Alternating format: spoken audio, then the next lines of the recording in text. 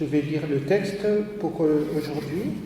Je le prends dans l'Évangile dit par Marc au chapitre 9, versets 30 à 37. En ce temps-là, Jésus traverse la Galilée avec les disciples. Il ne veut pas qu'on le sache. Il veut réserver ce temps à la formation avec les disciples. Il monte à Jérusalem où il sera livré, mais il y a un temps précieux entre lui et les disciples. Et en effet, il leur dit, le Fils de l'homme est livré aux mains des hommes, ils le tueront. 3 jours après sa mort, il ressuscitera. Mais les disciples ne comprennent pas ces paroles. Ils ont peur de l'interroger. Ils arrivent à Capharnaüm, on dit Capharnaüm, c'est la pagaille, quel Capharnaüm. Et une fois à la maison, Jésus leur demande, de quoi discutiez-vous en chemin? Et ils se taisent une nouvelle fois. Ils s'étaient tus pour demander à Jésus, mais qu'est-ce que ça veut dire, la mort, la résurrection? Et là, quand Jésus leur demande, il leur donne une nouvelle fois la chance, l'occasion de parler, de quoi discutiez-vous? Ils se taisent pour la deuxième fois. Et pourquoi? C'est parce qu'en chemin, ils avaient discuté entre eux pour savoir qui était le plus grand. On ne pense pas en taille, C'était notre problème qui les préoccupait. S'étant assis, Jésus appelle les 12 et leur dit, si quelqu'un veut être le premier, qu'il soit le dernier de tous et le serviteur de tous. Prenant alors un enfant, on voit la douceur de Jésus. Nous, on se serait énervés. Prenant un enfant, il le place au milieu d'eux, l'embrasse et dit, quiconque accueille en mon nom un enfant comme celui-ci, c'est moi qui l'accueille. Et celui qui m'accueille, ce n'est pas moi qui l'accueille, mais celui qui m'a envoyé. Voilà jusqu'ici la lecture. Alors le moins qu'on puisse dire, c'est que l'Évangile n'en bénit pas les apôtres. J'ai dit dans quel contexte ils se trouvent, et Jésus annonce sa mort. Dans Marc, il l'annonce 3 fois, il les prépare 3 fois. Et quelles sont les réactions? La première fois que Jésus annonce sa mort, Pierre fait de vifs reproches à Jésus. Non, il ne faut pas parler comme cela. Deuxième fois, aujourd'hui, les disciples veulent savoir le plus grand. Et à la 3e fois, 3e reprise, Jacques et Jean, les fils de Zébédée, veulent savoir qui sera le premier ministre et le ministre de l'Intérieur, à la droite et à la gauche de Jésus. Donc vraiment, ils sont à côté, on peut le dire, vraiment à côté de la plaque. De quoi discutez-vous? Même Pierre, qui est le plus loquace, ne dit rien cette fois-ci. Ils ont peur, c'est pourquoi ils préfèrent discuter d'autres choses, et ce qui est mauvais, c'est qu'ils racontent des bêtises en marchant. Et plutôt que de dire des bêtises en marchant, il vaut mieux s'asseoir et réfléchir. Moi, je dis à ma femme, je ne conduis pas vite quand je ne suis pas sûr, surtout en marche arrière. Alors là, attention les dégâts. Les disciples sur la route ont une discussion de grandes personnes, entre guillemets. Qui est le plus grand? Et Jésus leur parle de l'enfant, mais eux, ils ont une discussion de grandes personnes dans la cour de l'école, en fait. Dans l'Église, on craint parfois de parler de la souffrance et de la croix. Et si on ne parle pas de la croix et de la souffrance, mais de la croix à sa juste place et de la souffrance, alors le message devient Jésus est venu simplement nous dire de nous aimer. C'est gentil, mais ça ne sauve pas.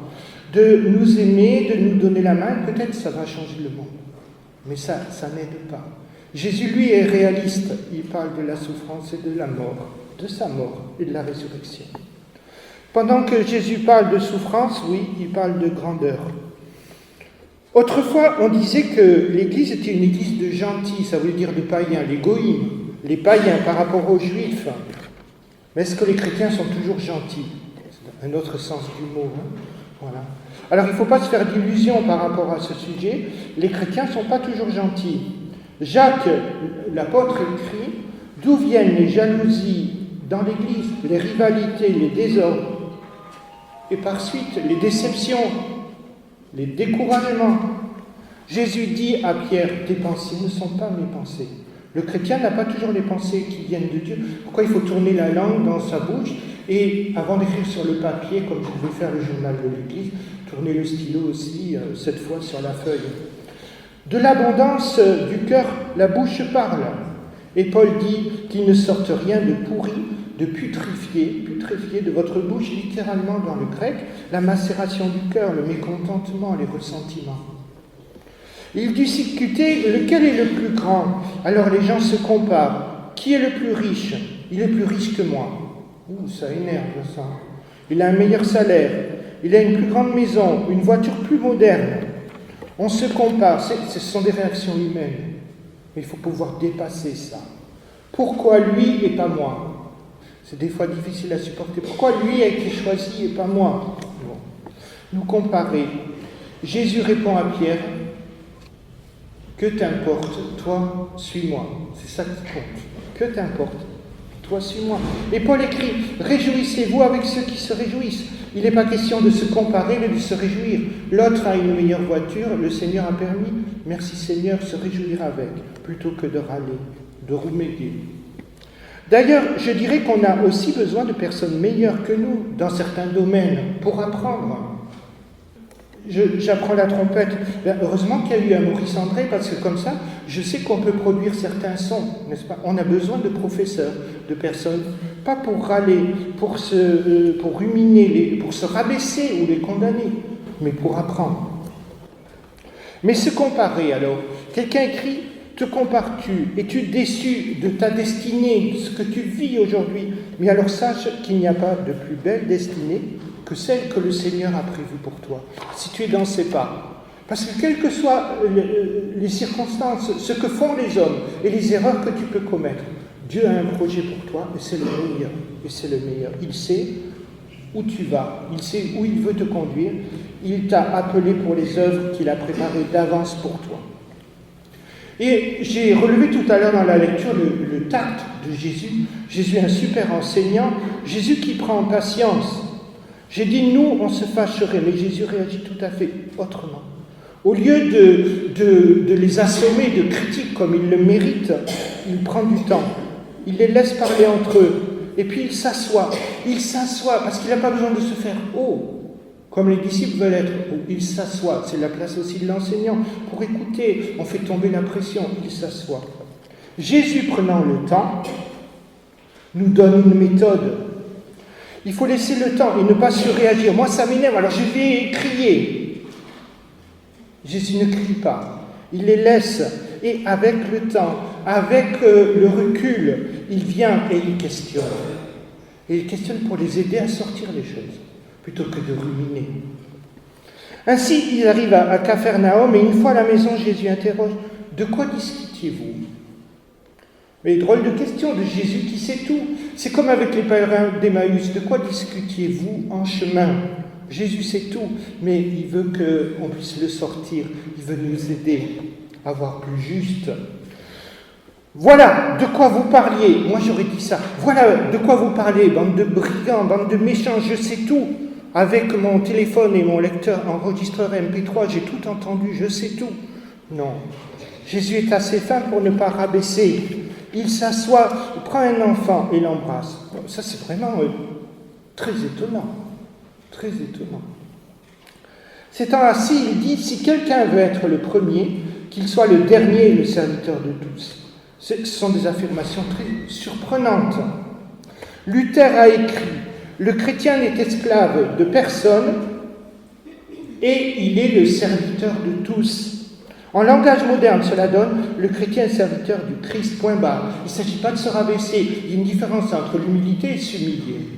Il s'agit d'être le serviteur que le Seigneur veut au service des autres. Le chrétien n'est l'esclave de personne, mais il est le serviteur de tous, à l'écoute de son Seigneur. Et Jésus, en bon enseignant, nous donne alors un exemple pratique. On passe aux travaux pratiques directement. Il prend un enfant. Alors ça, on va s'en souvenir. La preuve, on en parle ce matin. Quiconque accueille un enfant, il fait ce que je lui demande. Alors mieux, il dit, c'est moi qui l'accueille. Il ne faut pas idéaliser l'enfant. C'est l'erreur qu'on entend parfois dans les églises. Ou l'autre, en disant que l'enfant ou l'autre, c'est Jésus-Christ. Bien sûr que l'enfant avec ses colères, ce n'est pas Jésus-Christ. Qu'est-ce que veut dire Jésus alors? Comment il faut comprendre cette parole?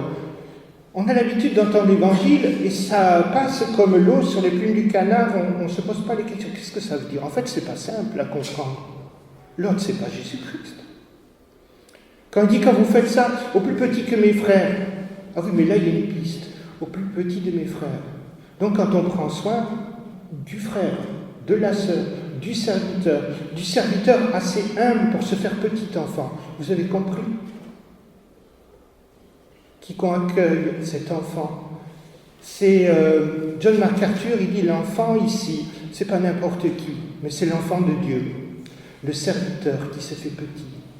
Ça ne veut pas dire qu'il ne faut pas s'occuper des autres, mais ça veut dire qu'il faut soutenir les ministères, aider ceux qui sont assez humbles pour se faire petits et serviteurs. Ils sont comme des enfants, et nous sommes tous chrétiens, les enfants du Père. Je pense que vous avez compris. Quelqu'un écrit alors, « Aide donc les ministres tout petits, très humbles, ils sont comme des enfants. » Un enfant, pourquoi ? Parce que l'enfant, le serviteur, le frère et la sœur ont besoin d'être soutenus, portés, encouragés. Alors l'humilité, on peut en parler longuement. Jésus lui-même s'est incarné. Il s'est fait baptiser dans le Jourdain qui descend plus bas que la mer, jusqu'à la mer morte. Et il s'abaisse encore. Il s'abaisse pour prendre un petit enfant alors que les autres voulaient être élevés. Il s'abaisse encore pour ne pas juger et il écrit sur le sol lorsqu'une femme est surprise en flagrant délit d'adultère. Moi, si par exemple quelqu'un pleure à côté de moi, je ne la regarde pas. Ça, je ne veux pas. J'ai l'impression de me sentir au-dessus. Je ne la regarde pas, mais je regarde le sol et je parle et j'écoute. Le contraire, alors c'est l'arrogance. Et il y a ce bel exemple que je vous ai déjà raconté une fois, cet étudiant plein de lui-même. C'est une histoire vraie, il est dans le train. Ça vous rappelle quelque chose, cette histoire que je vous ai racontée ? Elle est marrante, C'est un étudiant qui commence les études, il est plein de lui-même. Il étudie les sciences et les maths. Et il est en face de lui, dans ces wagons anciens, qui étaient des compartiments où on se voyait face à face. C'était marrant, ça. Ça n'existe plus trop. Et alors, il voit ce vieux monsieur qui est en train de prier. Il a la Bible et il prie. Il prie le Seigneur, il ferme les yeux, il voit que c'est la Bible. Il lui dit, mais monsieur, pourquoi vous perdez votre temps à lire la Bible et à prier ? Moi, je sais que c'est faux, j'ai fait des études, la science montre que c'est faux. Écoutez, monsieur, je vais vous aider. Si vous me donnez votre adresse, je vais vous envoyer des livres de science.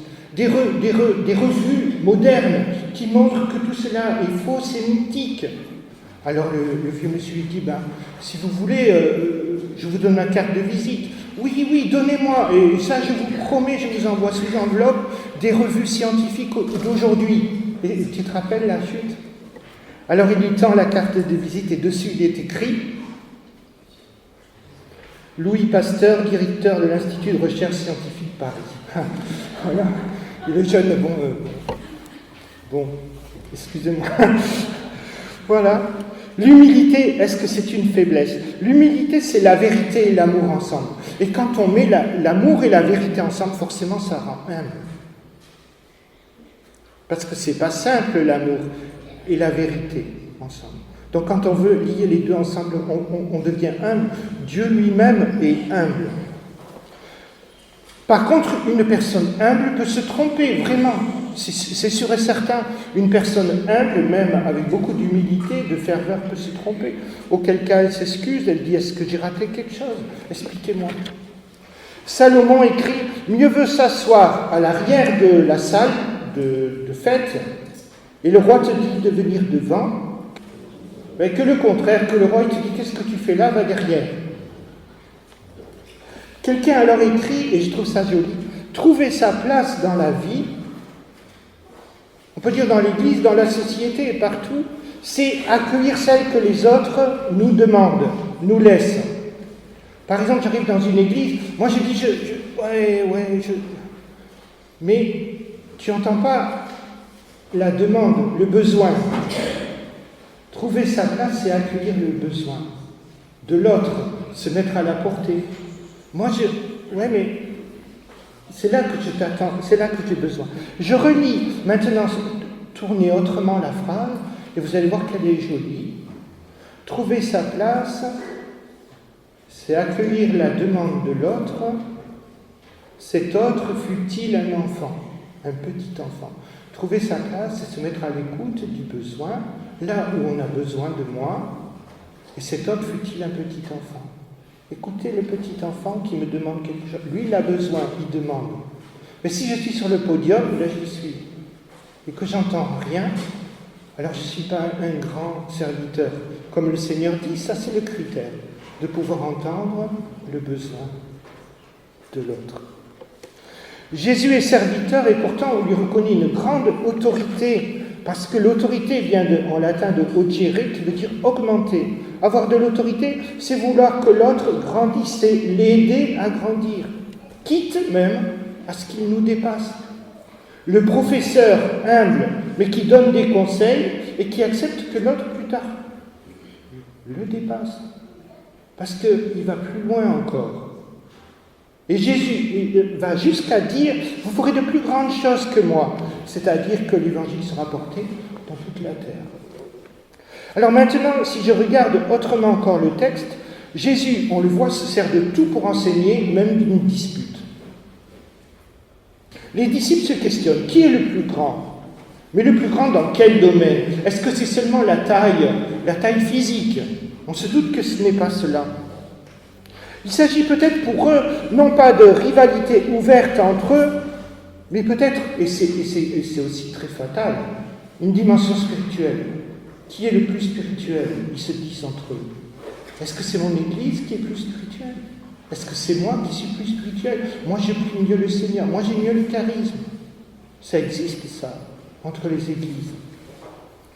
La question devient alors, qui est le plus proche des instructions du Maître, de ses désirs ? Moi, je suis plus près de Jésus, pas toi. C'est peut-être la dispute des disciples. Qui est le plus grand de Jésus ? Qui est le plus aimé ? Ça, c'est terrible. Qui est le plus aimé ? Pas toi, c'est moi. Tu te rends compte ? C'est la catastrophe du fils aîné lorsque le prodigue revient. Il est jaloux. Il imagine des choses. En fait, ce n'est pas si bête d'être ministre. Vous savez, la définition de ministre, ça veut dire serviteur. Serviteur du culte. Veux-tu être près de Jésus, qui est le plus proche ? Veux-tu être très très proche de lui ? Eh bien, je vais te montrer. Veux-tu être très très grand ? Veux-tu progresser avec lui ? Eh bien, voilà comment. Jésus se sert de tout pour enseigner. Au départ, la question est mal posée. Mais Jésus se sert de tout. Jésus dit, « Ok, vous voulez grandir, vous voulez être proche de moi. Je vous donne le moyen. Rapprochez-vous dans l'humilité. » Eux, ils recherchent peut-être, et maladroitement, un amour qui est déjà là, parce que Jésus les aime tous également. Mais peut-être que, comme il y a des disputes dans les familles, et des enfants pensent que le papa et la maman aiment mieux lui que lui. Et ça crée plein de problèmes. On le voit chez les patriarches. Peut-être que les disciples recherchent ça. Mais le Seigneur Jésus dit, vous voulez grandir, être plus près de moi. Alors ça, c'est dans l'humilité que vous me retrouvez. Alors pour nous, pour la vie communautaire, en fait, nous sommes ici même, et dans l'Église, donc, une communauté de service, une communauté de service, où chacun va apporter sa pierre avec le don reçu, et selon les besoins et la place qu'on peut nous donner. Et peut-être qu'on ne la trouve pas tout de suite, et peut-être que les autres ne la voient pas tout de suite, mais le Seigneur donne patience. Personne n'est inutile. En fait, il n'y a pas une seule façon de servir, de se rendre serviable. Seul, on ne peut pas tout faire. C'est évident. Et c'est pourquoi c'est bon que nous soyons ensemble. Moi-même, qui ai travaillé cette semaine, et puis ça fait 15 jours, le journal de l'Église, je ne pouvais pas faire des visites comme je voulais. Et ma femme a fait des visites. Merci Seigneur. Il y a d'autres personnes qui ont fait beaucoup de choses cette semaine dans l'Église. Nous avons besoin les uns des autres. Je ne peux pas tout faire tout seul. Merci Seigneur. Jésus dit, vous avez appris que les chefs des nations dominent. Ça ne doit pas être le cas parmi vous. Domine et écrase les autres. Ça ne doit pas être le... Mais si quelqu'un veut être grand, il sera serviteur. Du coup, pour être grand, qu'est-ce qu'il faut ? Il ne s'agit pas seulement d'être petit ou de chercher à s'humilier. Ce n'est pas ce que dit Jésus. Pour être grand, il faut savoir être à l'écoute de la demande même du petit. Mais celui qui n'écoute rien, qui est toujours sur le podium et qui n'entend pas les besoins, alors il n'est pas grand aux yeux de Dieu. Le Seigneur veut nous donner un cœur de chair pour entendre, accompagner, transmettre aussi les besoins si nous ne pouvons pas régler toutes choses, mais pouvoir le dire. Voilà, nous avons vu cela, nous pouvons penser à cela.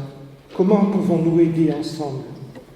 Ainsi, le Seigneur nous propose une vie transformée par la parole reçue dans le cœur et le partage. Et c'est la joie du chrétien. Moi, j'avais peur, en étant chrétien, de ne pas trouver la joie, mais seulement les ordres. Tu dois, tu dois, tu dois. Mais la joie du chrétien, c'est de recevoir et de partager. Et le soir, on se couche heureux d'avoir pu partager ce que le Seigneur a mis dans le cœur. On est heureux de toutes ces rencontres que le Seigneur a permises et comment il a pu nous utiliser. Le Seigneur nous propose une vie transformée par l'écoute. Par l'écoute des besoins, tous ces fardeaux de prière que le Seigneur met dans notre cœur quand nous écoutons les besoins des uns et des autres et par le service.